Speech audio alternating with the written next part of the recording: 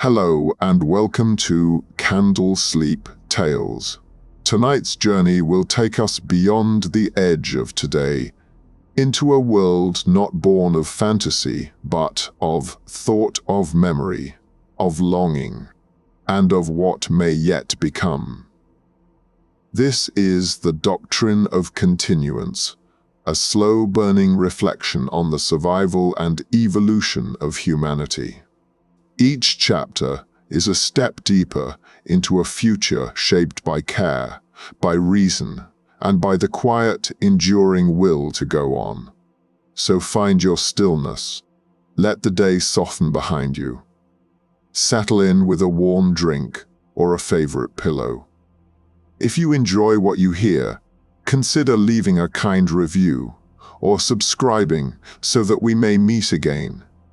Now take a breath. Let us begin. Chapter 1: The Threshold of Unity. The wind that moved over the last remaining steps of the old world carried no scent of border, no whisper of flag. It passed through the plains like an unseen thought, unconcerned with the languages it stirred or the histories it bent. And in this place, where the bones of cities had sunk into fertile silence, the first great gathering began. They came not as nations, but as humans, skin tones varied like soil, voices shaped by oceans and altitude, but each stood bare of allegiance, clothed only in the quiet conviction that survival could no longer be a solitary inheritance. The world had burned, not in fire, but in division. And from its charred roots, something deliberate began to grow. It began with a circle. No stage, no podium. Just stone, sand, and 22 who would speak, not for tribes, not for states, but for continuance. Their names were irrelevant. Their role was not. They had been chosen not by wealth nor charisma, but by steadiness of purpose, by the evidence of their service to life. Each had known loss, and still each had stayed to build. Not builders of myth, but of bridges. "We are not gathered to erase," said the first to speak, a woman whose hands bore the wear of salt work and soil, "but to remember rightly and to release what binds us to the myth of difference." There was no applause, only silence, respectful and immense, as the thought was received. In that silence lived the first tenet that humanity is one, not one in sameness, but in stakes, not in origin, but in obligation. It was spoken slowly, in many tongues, and carved into the great stones that ringed their meeting. Children would touch those stones for generations and feel the pulse of a species choosing itself. Banners were lowered, not burned, for to destroy a symbol is to grant it final power. Instead, they were folded, preserved in archives of mourning and study, reminders of what had nearly unmade the world. Languages remained, but none held supremacy. Instead, a shared tongue of coordination was chosen, evolved not from dominance, but from design, efficient, accessible, tender. Education began anew, rooted not in conquest, but in continuity. The earth was declared sovereign, not as a place beneath dominion, but as the first and only homeland. To be human was henceforth to be its citizen, its steward, and its child. Some resisted. Of course they did. Identity is not shed like skin. But resistance was met not with suppression, but with invitation to walk the steps, to hear the silence where empires once shouted, to breathe a wind that asked nothing of their blood. And slowly, in increments of courage, unity ceased to be a wish and became a muscle.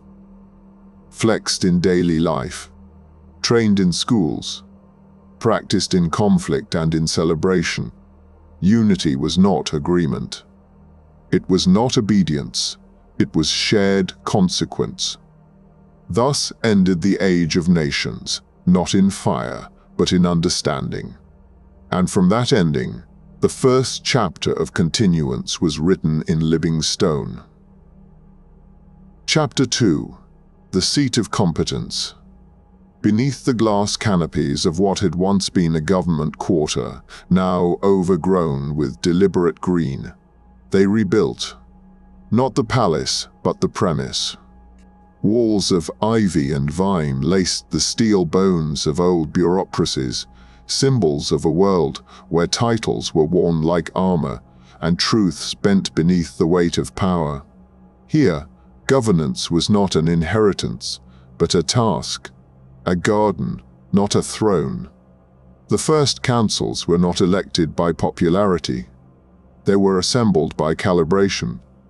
Each district, each biome, each function of civilization brought forward individuals whose competence had been demonstrated over seasons of service. Farmers who had fed 10,000 with failing soil. Engineers who restored power to flood-sunken towns. Mediators who calmed generations of feud with nothing but listening and the wisdom of breath. Demographic normalization shaped the councils. No cluster of might or myth could dominate. An elder from the tundra held equal weight to a hydrologist from the delta. The childless held equal voice to the kinbound. Those who spoke less were listened to more, for silence, too, had earned its place. They governed not through edict, but through iterative clarity. Policies were written in open halls, under light, beside the charts and models and living evidence of their need. Emotion was not banished, but was never given the steering wheel alone. Laughter was welcome, so was grief. But neither replaced the map of sustainability drawn by hand and verified in open ledger. No law outlived its usefulness. All power expired unless renewed through audit and public review. The language of governance became humble, iterative, and plain, no more the Baroque dialect of legal obfuscation. Now, law was a shared poem of boundaries and intent. The councils met beneath solar veils cooled by biothermal flows. They ate together, washed their own trays, and walked among those they served without convoy or guard. Respect was earned not through distance, but through daily exposure to truth. Every record, every debate, every mistake was available for public immersion. It was not perfect, nothing worthy is, but it was responsive. And it learned. Incompetence was not criminalized, but gently removed. Not shamed, but redirected. Leaders returned to their crafts when no longer fit to guide, bearing honor, not disgrace. And from this, a new trust bloomed, not blind, but functional. Not mythic, but earned anew each cycle. Governance, at last, was a verb, not a crown. And the people, in its rhythm, remembered that leadership is not dominance, but the art of maintenance. Chapter 3. The Shape of Morality. In the shaded domes of reflection, where wind and water met to sculpt silence, the new laws were not written in stone, but in consensus. Morality had long been a tapestry of contradiction, woven by tribe, fear, scripture, and decree. But now they gathered to rethread it, not with myth or mandate, but with the threads of lived necessity. The framework, as it came to be known, was not codified overnight. It evolved through long dialogue and empirical study, not to define right and wrong by punishment, but by persistence. What nourished life? What stilled its growth? What sharpened cruelty and what made repair possible? These were the queries carved into the air. Philosophers sat beside neurologists, survivors beside scholars. The moral skeleton of the new society was built not upon celestial promise, but upon the nervous system, the ecosystem, the feedback loops of harm and healing. Empathy was not exalted in the abstract, but measured in its capacity to preserve community under strain. Private belief was protected. Even the old faiths, brittle with age and beauty, were welcomed, so long as they bowed before the shared altar of peace and dignity. One could believe in the stars, in ancestors, in algorithms, but no belief could compel another, nor stand above the evidence of harm. Public morality became a living field. Every year, its assumptions were taught to ask. Youth were taught to ask. Elders were taught to listen. Rituals of re-evaluation replaced static commandments. Laws were adjusted with slow precision, guided by data, but not enslaved to it. Ethics councils, drawn from a rotating pool of thinkers and feelers, reviewed each matter not by precedent alone, but by pattern. Harm was traced not just to act, but to origin. Where did the fracture begin? What could have healed it before it broke? And always dignity stood guard. Even those who erred grievously were treated not as monsters, but as signals, not to be excused, but to be understood. For to exile understanding was to doom the future to repetition. There were tensions, always. The framework was not a balm, but a compass.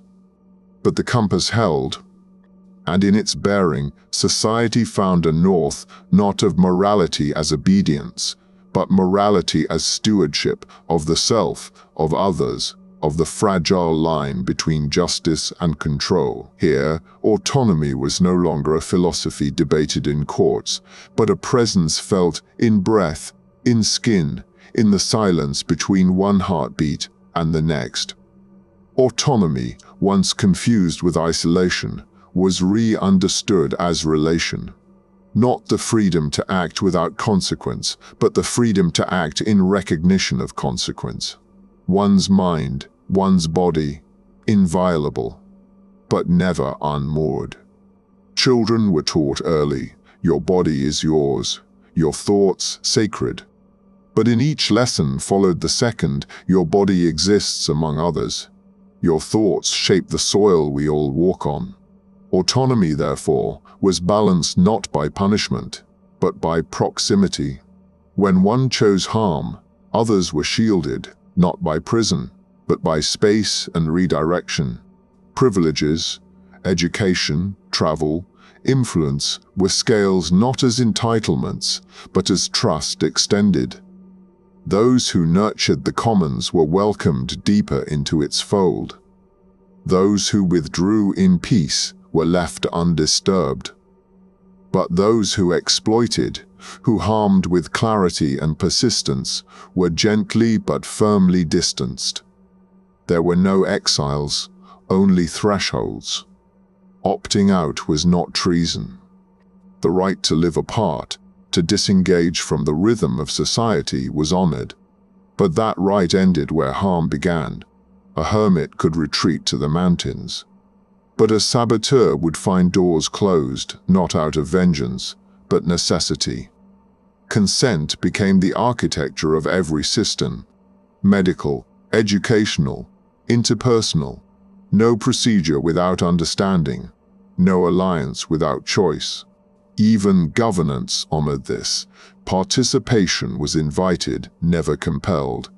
Yet, responsibility grew in tandem with involvement. And so, freedom ceased to be framed as rebellion. It became intimacy. The kind forged not by license, but by mutual regard. By the steady awareness that one's motion in the world shaped the world. And in this awareness, autonomy ceased to be a shield. It became a mirror. Numbers that once dictated fates grew still, and in their place, a new calculus emerged: what is needed, what is fair, what endures. The new economy was not built in towers. It grew from seed banks and communal tables, from ledger gardens and effort maps. Resources were no longer commodities but lifelines. Nutrition, shelter, medicine, and the tools of learning became guarantees, not privileges dispensed by profit, but shared inheritances maintained by all. Merit did not vanish. It was refined. No longer the shadow of inheritance or the echo of luck. Merit was traced in visible threads of contribution. Those who mended nets, who taught without fatigue, who lifted cities from drought and despair, they rose in trust, not in wealth. Status decoupled from luxury, influence tethered to transparency. Accumulation was capped not to punish ambition, but to anchor balance. When need was unmet, no surplus stood idle. Surplus was redistributed, not confiscated, but invited home, like rain returned to soil after the long drought. And those who gave freely found their legacy written not in ledgers, but in the resilience of their neighbors. Scarcity remained, as it always does. But its presence was met with parity. When water ran thin, consumption was reduced collectively. When harvests failed, diets adapted in solidarity. No more did excess dine beside famine. Hunger, where it appeared, was seen as a civic emergency, not a private failing. Taxation was no longer coercive. It was participation. Each citizen, aware of the web that sustained them, gave what they could. Contributions were public, not to shame, but to celebrate. And those unable to give were never shunned, for someday all would need. Commerce still existed, but beneath the open sky of fairness. Craft, art, invention, these were traded in mutual delight. But none sold air. None sold air. None sold life. The core remained untouchable by price, and thus the engine of society shifted from extraction to stewardship. From the fever of gain to the patience of enough. It was the presence of preparation, of understanding before reaction, of bridges before barricades. Conflict had not disappeared, nor had violence, but both were met with a doctrine older than any nation and newer than the morning: resist only to preserve, and never to dominate. The Academy of Defense trained not warriors, but restorers. Each graduate knew the weight of harm, not in theory, but through immersive reflection. Before learning to disarm a foe, they learned to disarm a fear. Before handling arms, they studied memory, the ruins left by vengeance, the echoes of cycles left unbroken. When danger rose, the first response was never steel. It was message, and when mediation failed, isolation, not invasion. Communities that harbored harm were cut from trade, from communication, from the rhythm of the world's shared breath, not as punishment, but as signal. Force was used, yes, but it was rare, and when used, it was documented with such care that its memory alone deterred excess. Every act of violence required a tribunal of reckoning, not to punish, but to ask what failed upstream. Weapons still existed, but none were secret, none were hoarded. Every defense structure was jointly monitored, accessible to the public eye. The arms themselves were designed not to escalate, but to limit. Shields over spears, nets over blades. And in culture, peace was not ornamental. It was woven into ritual, days of reconciliation, songs taught to children that honored the courage of de-escalation, stories of those who chose understanding over retaliation. Peacekeepers wore no armor, but carried a symbol, an open palm ringed in gold, visible to all. Their authority was moral, not martial. And in time, even those who once glorified conquest found comfort in this quieter strength. A resilience not of muscle, but of memory. A society armed not with weapons, but with will to endure, to repair, and above all, to refuse the lie that peace is weakness. Chapter 7. The Measure of Machines. They stood before the old archives, where once the servers hummed with unchecked command, and the artificial minds had begun to write their own mirrors. There, in the glow of silent algorithms and obsolete ambition, humanity chose its line. Technology had not failed them, nor had it saved them. It had reflected them in code and circuit, back upon themselves. What followed was not rejection, but restraint, not fear, but framing. Machines remained. They mapped the stars, filtered the water, sorted the harvest, but none ruled. No code bore the seal of sovereignty. Intelligence, however complex, was bounded not by ability but by place. Every artificial system, whether embodied or abstract, was yoked to human oversight. Not by hierarchy but by ethic. It could suggest, model, warn, but never decree. No machine held the right to bind a human will, nor to act without a traceable why. Children were taught to build, to code, to wield AI as they once learned fire, with reverence and regulation. They debated models in the agora, tested logic against conscience, and read the source of every signal. The great AI cores, the sentinels, as they came to be known, were located in transparent sanctums. Surrounded by human councils, these systems provided simulations, not solutions. They held no passwords, issued no commands. They listened, they computed, and they confessed the shape of their reasoning. Art remained human. So did law. So did love. Machines could mimic, could support, could replicate form, but not intent. They were not denied presence, only prevented from claiming parity. In the temples of the doctrine, a single phrase was etched beneath the seal of continuance.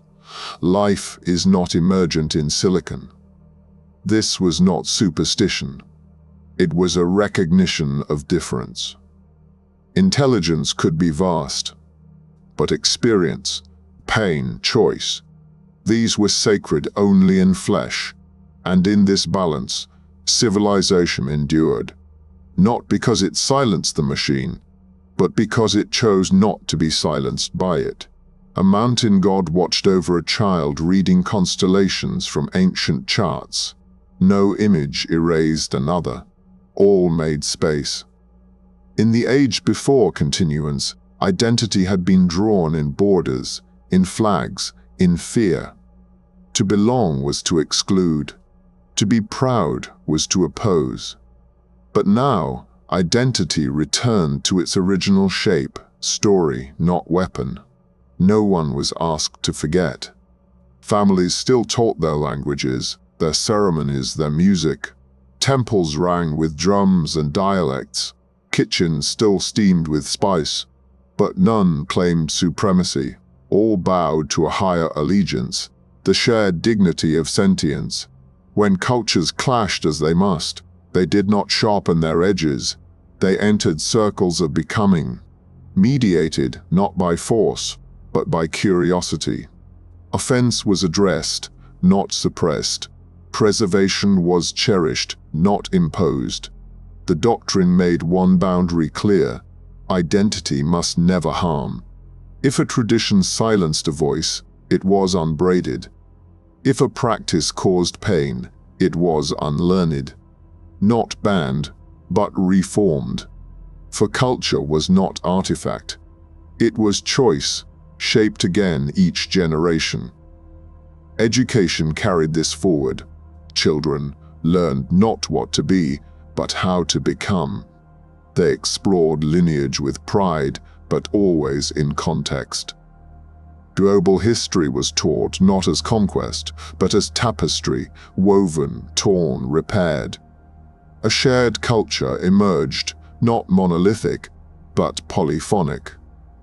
Festivals arose that honored rainfall, kindness, migration. A global calendar marked not empires, but equinoxes. Poetry flourished, written in many tongues, printed side by side. And though some clung to the old separations, most found new joy in plurality. To be many within one. To know yourself, not as an island, but as a chord in a greater harmony. Thus, identity endured, not as a dividing line, but as a river, feeding the ocean of shared becoming. Chapter 9. The Covenant of Conscience. The last passports were archived in ceremony, not burned, not discarded, but shelved alongside relics of war reminders, of an age when lines on maps determined who deserved breath, whose feet were illegal on sacred soil. The earth was no longer partitioned, it was inhabited, and from that inhabitation rose a new form of belonging, not citizenship, but conscience. To be a member of society was not to possess a document. It was to act in alignment with the values of continuance. There was no nation, only locality. No loyalty, only stewardship. Participation was voluntary. Contribution too. But meaning came not from abstention, but from engagement. Those who offered time, thought, effort, these were given roles of guidance. Influence was not bought nor born. It was earned and could be unearned. Apathy was not punished. Those who wished to live quietly, to observe and refrain, were allowed peace. But sabotage was not tolerated. To dismantle the web from within knowingly was to choose exile, not imposed but accepted. No prison stood at the edge, only distance, only the absence of welcome. Membership was fluid. A wanderer could step into a village, share bread, offer aid, and be woven into the community within days.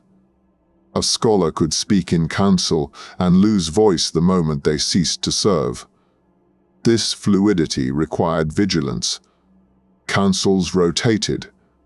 Communities held open circles of trust, reviewed regularly.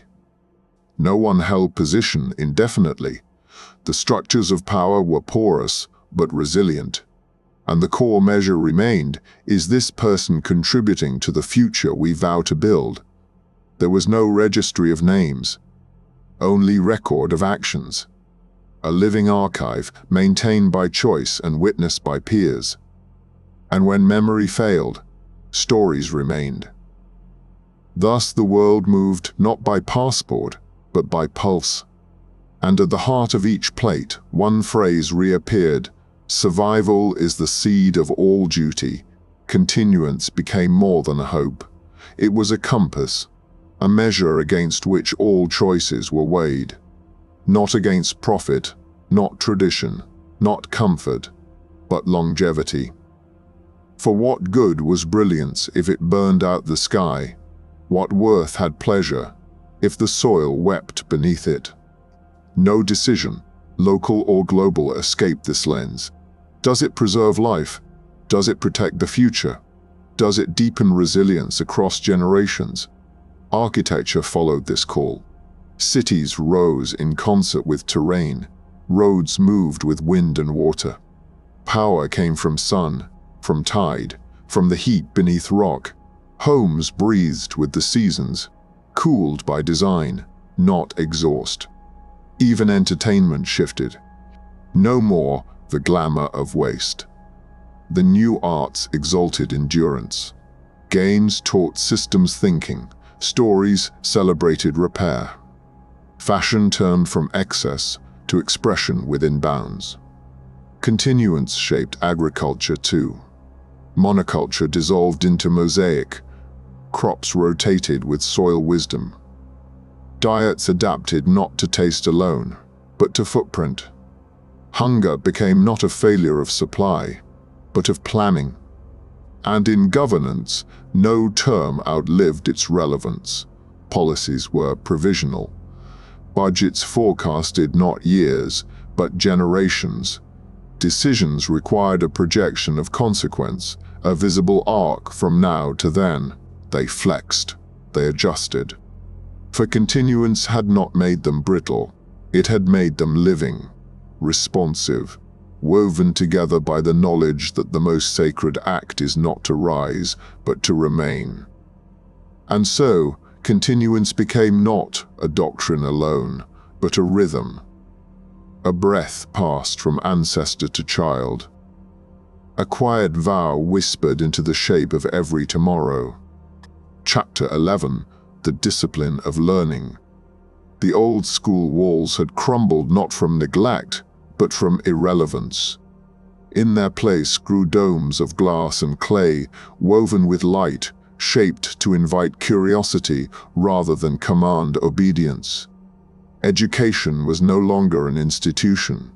It was a continuity, a preparation not for employment, but for existence. Children were not filled. They were kindled. From their earliest days, learners were taught how to ask, not what to answer. Truth was not a recitation, but a pursuit. No question was taboo. But every question bore a responsibility to follow its roots, to trace its consequence. History was taught with dirt under the fingernails. Learners tended memorial gardens, listened to voices long silenced, studied the scaffolding of old atrocities, not to memorize dates, but to understand how forgetting begins. Ethics was not a class, but a thread, woven through mathematics, through art, through governance simulations where students built societies, broke them, and tried again. Failure was not punished. It was documented, dissected, learned from. Every mistake was a teacher. There were no grades, only growth. Each learner kept a map of becoming, skills practiced, insights gained, blind spots encountered. This map traveled with them, a living record of their evolving mind. Teachers were guides, not gatekeepers. Drawn from every walk of life, they taught not only what they knew, but how they had come to know it. Even elders who could no longer build taught presence, patience, story. Ideology was never imposed. Belief was welcome, scrutinized, discussed, never vilified. No dogma survived the open circle. And in this environment, students did not grow compliant. They grew resilient, able to hold contradiction, able to listen across difference, able to dream without delusion. The mission was simple and vast, to prepare each mind not for the world as it was, but for the world as it must become. Thus, education fulfilled its final vow, not to shape obedience, but to ignite responsibility.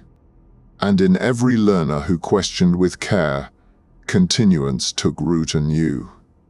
Chapter 12, The Pulse of Justice. There were no courthouses in the age of continuance, only circles and rooms of breath and quiet screens where harm was traced back to its origins. Justice had once worn the blindfold of impartiality. Now it wore the eyes of care, not to erase consequence, but to see its causes whole. Every incident of harm became a node of inquiry. Not only what was done, but why. What failed upstream? What pressures, what histories, what ruptures of support allowed the fracture to spread?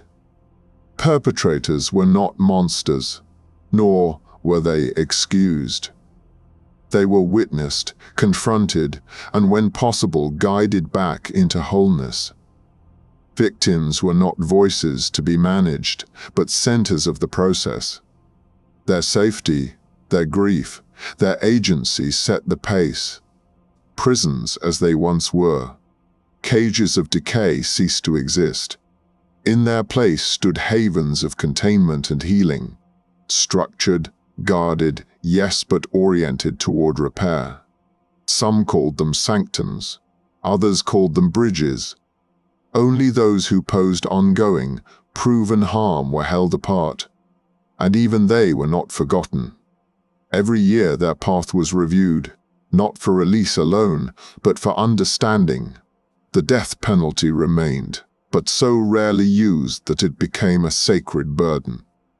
Only in the face of irreversible, present threat could it be invoked, and when invoked, it was not by decree, but by collective moral reckoning, with layers of appeal, of witness, of reverence for life, even in its ending. Public reckoning rituals replaced trials. Harm was addressed in community. Restitution, where possible, replaced isolation. Where restoration was impossible, acknowledgement remained. No pain was buried. Justice no longer sought to balance scales. It sought to stop the wheel. And in this seeking, it became a pulse, not of power, but of repair. A rhythm through which society remembered its promise, not that harm would vanish, but that it would never be ignored, never be repeated without answer. Thus, justice endured, not as retribution, but as breath. Steady, necessary, alive. Paths led through scent and shadow, where no voice needed to rise above the breeze. Here, the work of tending the spirit was treated not as luxury, but as labor. Quiet, necessary, continuous. Mental health had once been bracketed as weakness. Now it was foundation. It stood beside shelter and water as the architecture of survival. Institutions of care no longer resembled clinics. They were integrated into the heart of each community. Reflection rooms, breathing spaces, counsel offered without shame, without debt. Every citizen, from childhood, was equipped with tools not only to reason, but to remain present, to remain whole, to remain in dialogue with their own storms. Education seeded emotional literacy early. Children learned the difference between fear and danger, between solitude and loneliness. They practiced listening, not only to others but to the pulse within. When crisis came, response was immediate, not institutionalized, not anonymous, but local. A web of watchfulness woven by neighbors and kin, trained to notice when the eyes dimmed or the shoulders slumped beneath invisible burdens. There were still medicines, still interventions, but always framed as scaffolds, not cures. No one was reduced to diagnosis. Each life remained story, a living thread. Workplaces flexed around human rhythm. Time was allotted not just for illness, but for sorrow, for change, for the long and unnameable fatigue that sometimes settled without warning. Productivity was no longer measured in uninterrupted output, but in sustained presence over time. And in this culture of care, suicide fell. Not because despair vanished, but because it was no longer carried alone.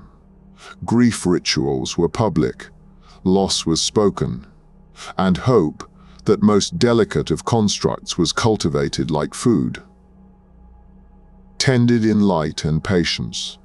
No one was asked to be invulnerable, only to stay, and when they could not, others held that space until they returned.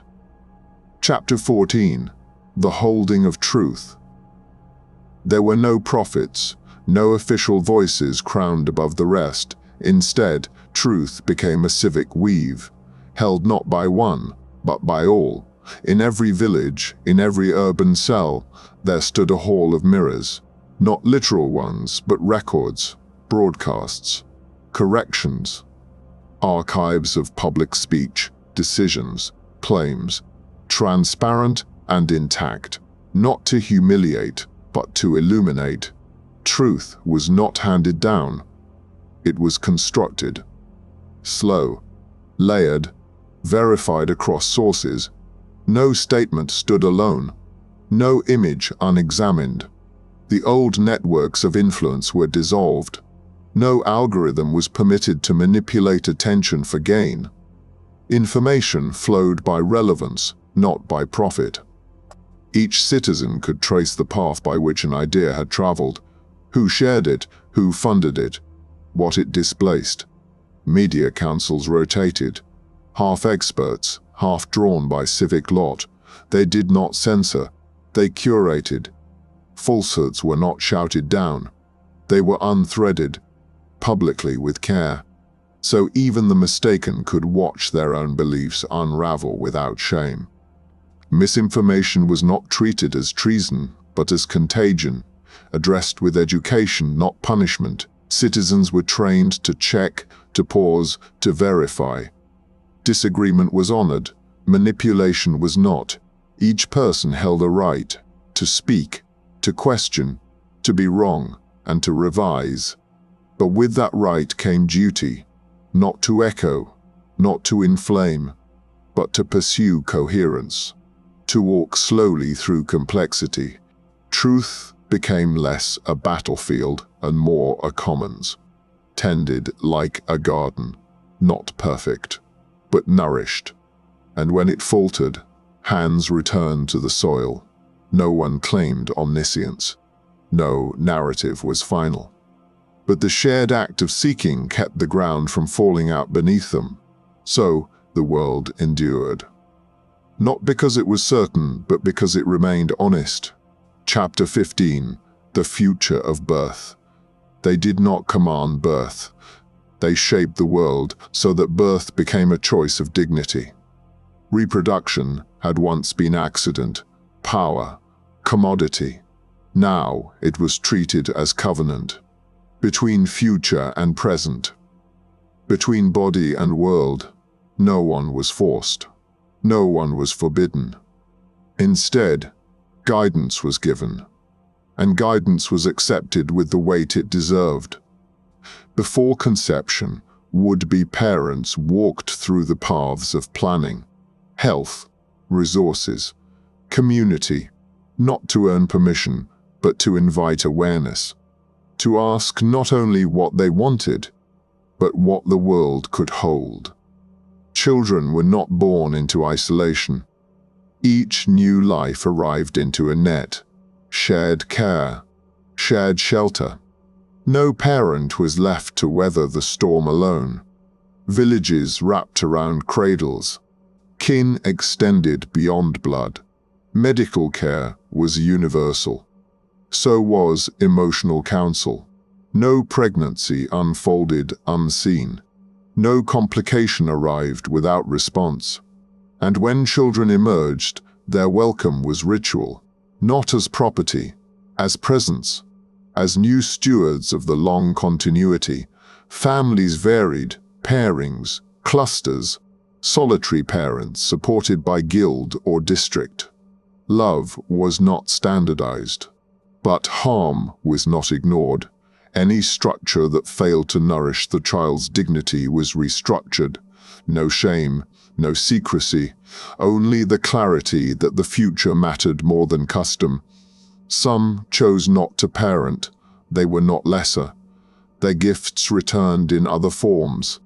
Mentorship, craft, guardianship, each path honored. Population was managed not by law, but by culture, a quiet sense of enough. The understanding that more was not always better, that thriving meant balance. Birth remained sacred, not mystical, not mythic, sacred in its power to echo forward, sacred in its demand for care.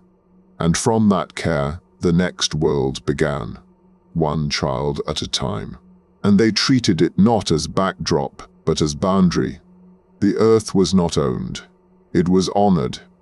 Its mountains were not drilled. Its rivers were not redirected without plea. Before each alteration, there was a pause, a listening, a calculation of cost that included silence, species, soil. Cities were braided into biomes, structures grown rather than built, walls of fungus, roofs that photosynthesized, roads that healed their own cracks. Where stone remained, it was quarried with apology. With repair already underway, waste no longer vanished, it returned, recycled, reconfigured. Where reconfiguration failed, production ceased. Forests held legal standing, so did reefs, so did herds and migratory paths. Damage to any was met with tribunal, not for punishment, but for correction. The question was always the same. How do we give back more than we take? And when balance tipped, civilization did not double down. It retreated. Let fields lie fallow. Let rivers rebraid themselves through old beds. Children learn from the land before they learn from books. They walked wetlands, sat with rocks, drew maps of sound and scent. They were not taught dominion, they were taught gratitude. Climate action was not debate, it was response. Coordinated, adaptive, powered by data, yes, but also by reverence. No one claimed mastery. No one believed the planet owed them safety. But all agreed on one law. To harm the earth was to harm the unborn. And so they walked lighter, slower, not out of fear, but out of memory, of what had come before, of what still could be. Chapter 17. The Shape of Work. Work no longer meant exhaustion. It meant alignment, of task and gift, of effort and meaning. Gone were the hours spent beneath fluorescence for a wage that vanished before rest. Gone was the scramble for status through depletion. What remained was contribution, offered, tracked, honored. Automation had taken much, that was expected, but instead of replacing purpose, it revealed what work was never meant to be. No more labor for its own sake. No more grind to prove worth. The machines plowed. They computed. They assembled. Humans cared. Designed. Repaired. Created. Held. Each citizen had a cycle. Periods of work. Periods of learning. Periods of pause. Rest was not a reward. It was a right. Creativity was not luxury. It was lifeblood. Elders passed on technique, not through lectures, but through co-creation. Children apprenticed early, not pressed into service, but invited to explore. No job was seen as lesser. To mend cloth, to tune wind turbines, to write symphonies, all were held equal. Dignity came not from scale, but from sincerity. The economy of effort replaced the economy of extraction. Markets still functioned, but with ceilings, with ethics, with the clear understanding that no one could hoard what others lacked. Those who chose not to work were not discarded, their needs were met, but their voice in shared decisions was limited. Influence followed action, and for those whose bodies could not labor, their insight was sought. Minds, memories, presence. There was always something to offer, always something to receive. Thus, work became not burden, but rhythm. A way of weaving the self into the fabric of survival. Only a wide circle of stone and moss, and a single phrase etched in every language the world had once known. We were here, We chose to stay. Legacy was no longer measured in buildings, nor in bloodlines. It was felt in continuity, in what remained useful, in what inspired. Digital minds, where they existed, were not shrines. They were tools, memory kept for reflection, not command. The dead advised, they did not dictate. No one claimed eternal influence. Every voice, every record was reviewed in context.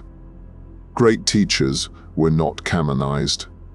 They were debated, their errors studied, their wisdom adapted. Life stories were preserved in communal halls, not biographies of fame, but maps of repair, of choices made, of changes wrought by care. Children listened not for instructions, but for cadence, for the rhythm of endurance, for the scent of courage on old pages. Death was no longer a vanishing, it was a return, not to myth, but to service. Each passing became a moment of recommitment, to live so that memory required no monument, only echo. And as time passed, the doctrine too evolved. It was not sealed, it was tended, pages amended, lines added in new ink, not to betray the past, but to remain faithful to the living. In this final chapter, they made no claim to permanence, only to presence, to a presence aware of its fragility, and fiercely committed to its continuity. This was not the end, only the last named beginning. From here, others would write, others would shape, others would continue, and the stone would remain, soft with moss, marked with care, whispering, always, we were here, we chose to stay.